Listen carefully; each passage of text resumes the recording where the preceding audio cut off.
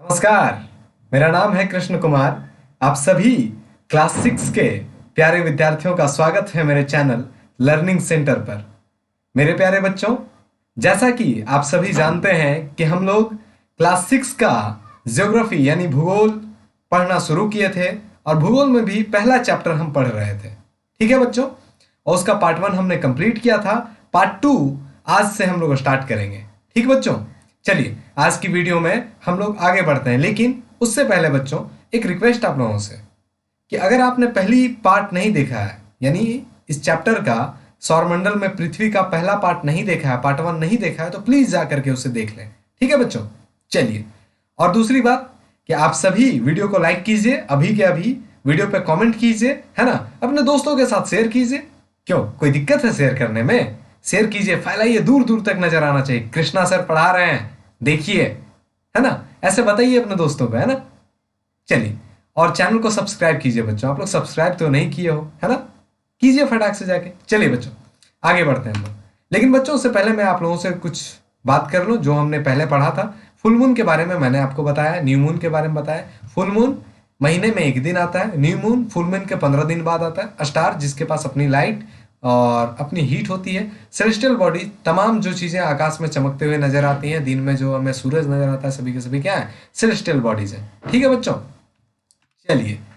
अरे, तारों का शहर, ओ माय गॉड, आपको तो गाना याद आ गया होगा। आले चलो तुझे मैं तारों के शहर में। ये वो तारों का शहर नहीं है, हटाइए इसे। हटा दिया मैंने, वरना आप पढ़ेंगे नहीं, आप गाना ही सुनते रह जाइएगा। चलिए बच्चों, यह तारों का शहर इसलिए मैंने लगाया था क्योंकि यहां पर जो हम पढ़ने वाले हैं मेरे प्यारे बच्चों, यह तारों के बारे में ही है। ठीक है, आज की इस वीडियो में तारों के बारे में ही हम लोग जानेंगे। ठीक है बच्चों, चलिए आइए बच्चों, अब वीडियो की शुरुआत करते हैं। कहता है कि रात के समय चमकते हुए अनगिनत तारे सूर्य के समान ही हैं, लेकिन हमसे बहुत अधिक दूर होने के कारण हम उनकी उष्मा या प्रकाश को महसूस नहीं करते तथा वे अत्यंत छोटे दिखाई पड़ते हैं। बच्चों, सेम चीज मैंने नीचे इंग्लिश में लिखी है कि countless twinkling stars in the night sky are similar to the sun, but we do not feel their heat and light and they look so tiny because they are very very far from us. मेरे प्यारे बच्चों, कहता यह है कि जो भी रात में आपको तारे नजर आते हैं ना, ये बहुत बड़े हैं, ये बहुत छोटे नहीं है, सूरज के समान है। ये सूरज जैसा दिखता है ना आपको बड़ा, वैसे हैं, लेकिन हमसे बहुत दूर है, इसलिए बहुत छोटे नजर आते हैं और इनका हीट हम तक नहीं पहुंचता, इनका लाइट भी हम तक नहीं पहुंचता है। ठीक है बच्चों, चलिए। अब बच्चों, मैं एक बात पूछूं, रात में जब आप तारे देखते होंगे तो बच्चों ऐसे कुछ शेप बने दिखते होंगे, एक स्टार यहाँ, एक स्टार यहाँ, है ना। मैं दिखाऊं? ओके, दिखा देता हूं। देखिए बच्चों, कभी ऐसे देखो, एक स्टार यहाँ, एक स्टार यहाँ, पिंक से दिखा दो। एक ये, दूसरा ये, तीसरा ये, चौथा ये, है ना, पांचवा ये, ऐसे ऐसे ऐसे पूरे पूरे आसमान में अलग अलग तरह के शेप आपको दिखाई देते हैं। देखे हैं आपने? बिल्कुल देखे होंगे बच्चों। अब कहोगे कि सर इन शेप को क्या कहते हैं, तो हम कहेंगे कि रुकिए थोड़ा, आगे जाकर के बता रहे हैं तुरंत, इतनी भी जल्दी क्या है। चलिए बढ़ते हैं आगे मेरे प्यारे बच्चों कि आगे क्या है। एक सेकेंड, देखिए बच्चों, कहते हैं कि रात्रि में आसमान की ओर देखते हुए आप सभी तारों को विभिन्न समूहों द्वारा बनाई गई विविध आकृतियां को देख सकते हैं। ये नक्षत्र मंडल कहलाते हैं। मेरे प्यारे बच्चों, जैसा कि हमने अभी यहाँ जस्ट बताया था कि ये स्टार्स जो हैं तरह तरह के डिजाइन बनाते हैं, तरह तरह के शेप बनाते हैं। देखिए आप, यहाँ बन रहा है एक डिजाइन, है ना, इधर एक तारा है, इधर है ना, फिर इधर इधर डिजाइन दिख रहा है आप लोगों को, ऐसे ऐसे ऐसे ऐसे ऐसे। इन सब को हम लोग क्या कहते हैं? इन सब को हम लोग नक्षत्र मंडल कहते हैं मेरे प्यारे बच्चों। इंग्लिश में उसे कॉन्स्टिलेशन कहते हैं। देखिए आप, यहाँ लिखा हुआ आ रहा है कॉन्स्टिलेशन, दिख रहा है बच्चों, कॉन्स्टिलेशन कहते हैं। कोई दिक्कत? अब दो टाइप हैं, दो पार्ट हैं, दो चीजें हैं, अर्सा मेजर और बिग बियर।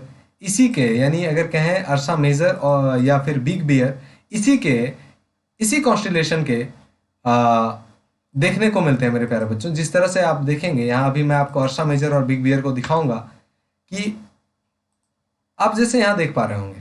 एक सेकेंड, मैं क्या कर रहा हूँ, हाँ, जैसे मेरे प्यारे बच्चों, ये आप बहुत तरह तरह की डिजाइन देख रहे हैं यहाँ, है ना, देख रहे हैं। इन सब को हम लोग क्या कहते हैं? कॉन्स्टिलेशन कहते हैं। क्या कहते हैं? कॉन्स्टिलेशन कहते हैं। और इस कॉन्स्टिलेशन में भी पार्ट बांटे गए हैं मेरे प्यारे बच्चों। जैसे अगर मैं बात करूं अरसा मेजर की, अभी मैं आगे आने वाले दिखाऊंगा आगे कि कहाँ है अरसा मेजर। एक सेकेंड आप देखिए बच्चों, डू यू वांट सी अरसा मेजर? देखिए बच्चों, इस तरह के जो शेप बने रहते हैं उनको हम लोग क्या कहते हैं? कॉन्स्टिट्यूशन, हिंदी में कहेंगे नक्षत्र मंडल। और ये बाबू अरसा मंडल है। ये क्या है? अरसा मेजर है, अरसा मंडल नहीं, अरसा मेजर। आप लोग भी ना रिप्लाई नहीं करते हैं। अरसा मेजर है, ठीक है। यहाँ आप लिखा आ रहा होगा अरसा मेजर कॉन्स्टिट्यूशन, दिख रहा है? चलिए, तो बच्चों अब पिछली स्लाइड में आते हैं। कहता है, क्या कहता है जी पिछली स्लाइड हमारा? कहता यह है कि रात्रि में आसमान की ओर देखते समय आप तारों की विभिन्न समूहों द्वारा बनाई गई विविध आकृतियों को देख सकते हैं। यह नक्षत्र मंडल कहलाते हैं। अर्सा मेजर या बिग बियर इसी प्रकार का एक नक्षत्र मंडल है। मेरे प्यारे बच्चों, जैसे अभी मैंने आपको अर्सा मेजर के बारे में बताया है ना, ये रहा अर्सा मेजर। यह क्या है? एक तरह का कॉन्स्टिट्यूशन है, एक नक्षत्र मंडल है। यह भी एक डिजाइन बना है ना, देखिए तो ऐसा ऐसा डिजाइन बना, एक स्टार यहाँ, एक स्टार यहाँ, ऐसे ऐसे ऐसे ऐसे ऐसे पूरा स्टार भरा है ना। ये क्या एक डिजाइन बना रहा है। ये देखिए तो ये बिग बियर जैसा नहीं नजर आ रहा। आप देखिए गौर से इसको, इसका डिजाइन वगैरह देखिए तो ये देखिए ऐसे ऐसे ऐसे है ना, कुछ इस तरह से इसके डिजाइन है। ऐसे हैं, ऐसे ऐसे ऐसे, ये ऐसे ऐसे दिख रहा है। ये सभी के सभी क्या है बाबू? ये सभी के सभी कॉन्स्टिलेशन है। और उनमें से आ, अरसा मेजर को मैंने आपको दिखा ही दिया कि क्या है अरसा मेजर। ठीक है बच्चों, चलिए बिग बियर भी आपने देख लिया है ना। आगे बढ़ते हैं मेरे प्यारे बच्चों। अब कहता है कि बहुत आसानी से पहचाना जाने वाला एक नक्षत्र मंडल है सप्तऋषि। मेरे प्यारे बच्चों, सप्तऋषि बहुत ही आसानी से आसमान में पहचाना जा सकता है। यह 7 तारों का समूह होता है जो कि नक्षत्र मंडल अर्सा मेजर का भाग है। मेरे प्यारे बच्चों, यह अर्सा मेजर है। अर्सा मेजर का एक भाग होता है कौन सा जी? सप्तऋषि। अभी दिखाएंगे आगे कि सप्त ऋषि कौन है और सप्त ऋषि कैसे 7 तारों का समूह है, दिखा रहे हैं मेरे प्यारे बच्चों। आइए अगले स्लाइड में देख लीजिए बच्चों। यह 1 star, 2 star, 3 star, 4 star, 5 star, 6 star, 7 star.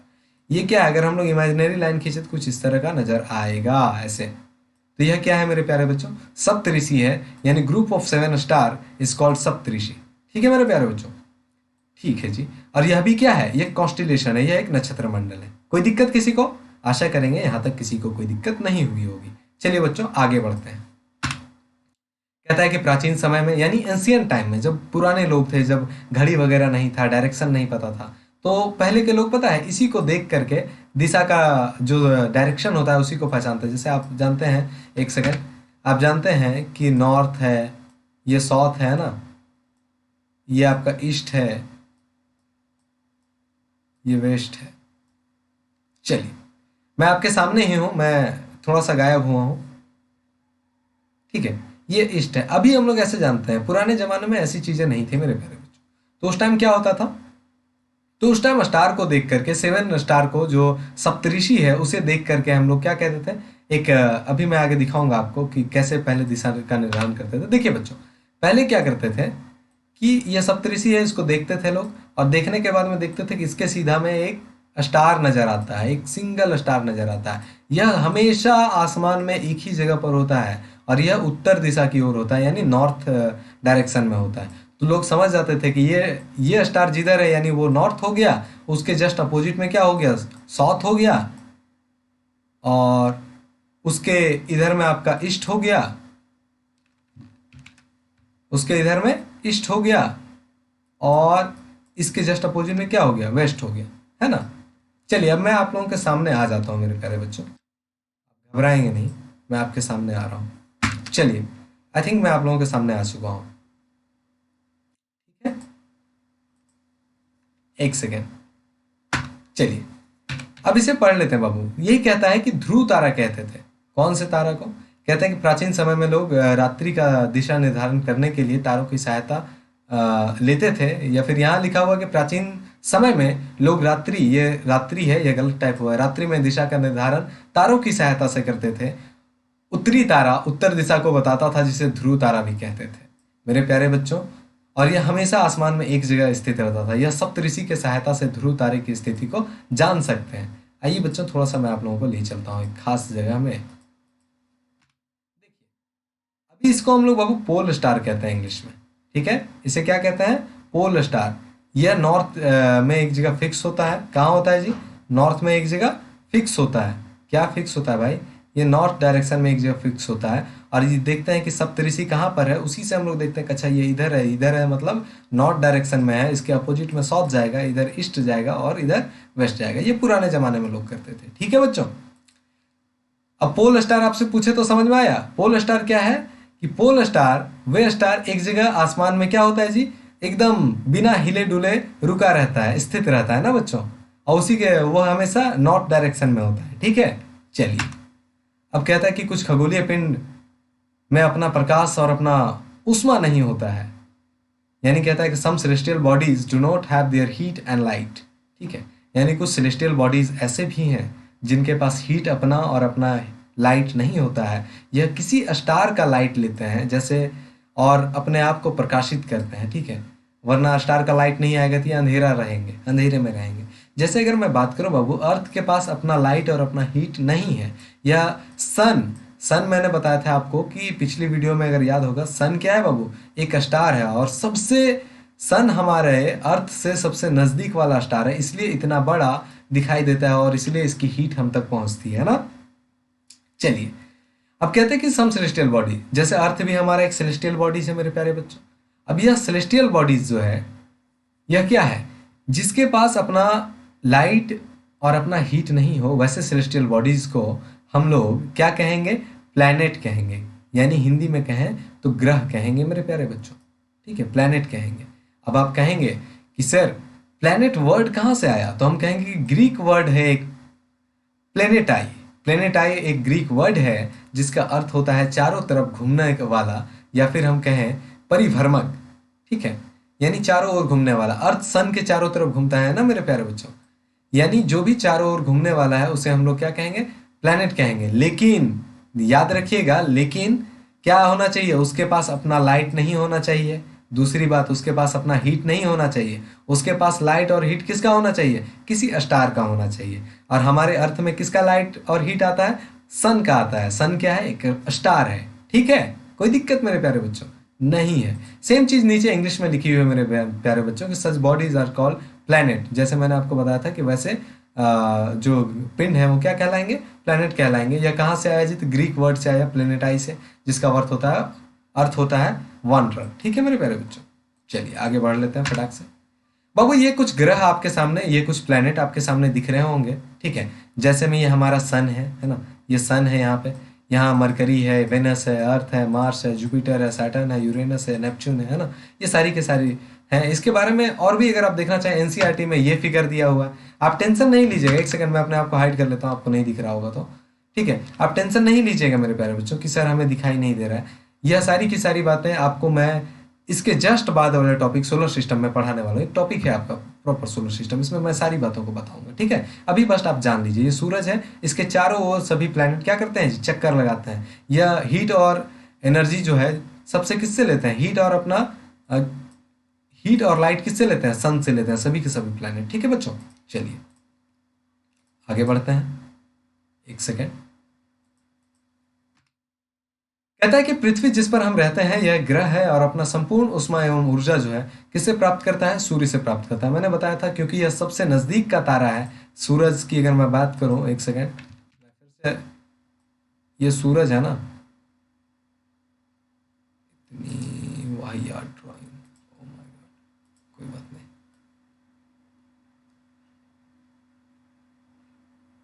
ये सूरज और ये अर्थ, ठीक है। अब यहां से चेंज कर लिया जाए। मेरे प्यारे बच्चों, यह सारा का सारा हीट यानी एच हीट, दूसरा में लाइट, किससे लेता है, सन से लेता है। यह हमारा अर्थ है, ठीक ना, और यह हमारा क्या है, सन है। यह अर्थ जो है हमारा मेरे प्यारे बच्चों अपना हीट और लाइट किससे लेता है, सन से लेता है। क्यों लेता है, क्योंकि सबसे नजदीक का स्टार हमारा कौन है, सन है मेरे प्यारे बच्चों। ठीक है, कहता है कि पृथ्वी को बहुत अधिक दूरी से देखें तो चंद्रमा के जैसा, चंद्रमा से देखने पर यह चंद्रमा की तरह चमकती हुई नजर आएगी। यानी मेरे प्यारे बच्चों, अब मैं इसको मिटाता हूं और आपको ले चलता हूं थोड़ी सी चंद्रमा का सैर कराने। यह हमारा अर्थ है, इसको अगर हम लोग चंद्रमा से देखेंगे, यानी मून से देखेंगे मेरे प्यारे बच्चों, तो क्योंकि लाइट आएगी, किसकी लाइट आएगी जी? सन की लाइट आएगी। कहाँ आएगी? हमारे अर्थ में आएगी। कहाँ आएगी जी? हमारे हमारे अर्थ में आएगी। और अर्थ में जब आएगी, जब हम लोग आसमान से इसको देखेंगे यानी चंद्रमा से देखेंगे, तो ये कुछ अर्थ हमारी इसी तरह दिखाई देगी। किस तरह जी? इस तरह दिखाई देगी। ठीक है, ये हम नहीं कह रहे हैं बाबू, ये आपका बुक कह रहा है। कौन कह रहा है? आपका बुक कह रहा है। और कहाँ कह रहा है? ये देख लीजिए आप, यहीं से देखिए। कहता है कि जैसे चंद्रमा से देखने पर यह चंद्रमा की तरह चमकती हुई प्रतीत होगी। ठीक ना? दिखा? इंग्लिश में सारे चीजें लिखी हुई है मेरे प्यारे बच्चों, आप पढ़ेंगे, इसको मैंने समझा दिया है। The earth in which we live is a planet. ठीक है, यह सारी चीजें हमने आपको बताई हैं कि पृथ्वी जिस पर हम रहते हैं वह क्या है? ग्रह है। ठीक है, इंग्लिश में लिखा है, हिंदी में लिखा है, आप परेशान नहीं होंगे। चलिए, लेकिन पढ़ेंगे आप जरूर इंग्लिश में, ठीक ना? अब बात करते हैं बाबू, आसमान में दिखने वाला चंद्रमा एक उपग्रह है, यानी आसमान में जो आपको चांद दिखाई देता है ना, चांद की चांदनी है ना, ये क्या है? एक सैटेलाइट है। यह पृथ्वी के चारों ओर चक्कर लगाता है मेरे प्यारे बच्चों। ठीक है, और एक बात मैं बताऊं, हमारा जो अर्थ है ना बाबू, अर्थ हमारा जो अर्थ देखें आप लोग, ये अर्थ है हमारा। ऐसे 7 और प्लेनेट हैं, और सभी के पास अपना अपना क्या है? सैटेलाइट है, अपना अपना मून है। एक तरह से सभी के पास अपना अपना चांद है। जैसे अर्थ के चारों ओर कौन चक्कर लगाएगा? मून लगाएगा। उसी तरह से बाकी जो ग्रह हैं, बाकी जो प्लेनेट है, उनके चक्कर कौन लगाएगा? उनके प्लेनेट, सॉरी, उनके सैटेलाइट लगाएंगे मेरे प्यारे बच्चों। ठीक है, यानी उनके क्या कहें हम उसे? उनके सैटेलाइट यानी उनके उपग्रह लगाएंगे। ठीक है, चक्कर। जैसे पृथ्वी का उपग्रह कौन है? चंद्रमा। चंद्रमा किसका चक्कर लगाता है? पृथ्वी का। उसी तरह से अगर मान लो कि जुपिटर का जो है, ठीक है, यानी बृहस्पति का कोई उपग्रह है, कोई सैटेलाइट है, तो वो किसका चक्कर लगाएगा? जुपिटर का चक्कर लगाएगा, है ना? ठीक है, और ये सभी 7 ग्रह जो बाकी बचते हैं, जो 7 प्लैनेट और बचते हैं मेरे प्यारे बच्चों, सभी के सभी अपने सन से, यानी हमारा जो सन है, उससे क्या करते हैं जी? उससे अपना हीट और अपना लाइट लेते हैं। ठीक है, कोई दिक्कत यहाँ तक? आशा करते हैं यहाँ तक नहीं हुई दिक्कत। सारी चीजें लिखी हुई है मेरे प्यारे बच्चों। देखिए, जो सूर्य से अपने, देखिए 7 अन्य ग्रह हैं जो सूर्य से अपनी प्रकाश एवं ऊष्मा प्राप्त करते हैं, उनमें से कुछ के पास अपने चंद्रमा भी हैं, मैंने आपको बताया था। ठीक है, चलिए आगे बढ़ते हैं मेरे प्यारे बच्चों, अगली वीडियो, सॉरी, अगली स्लाइड में।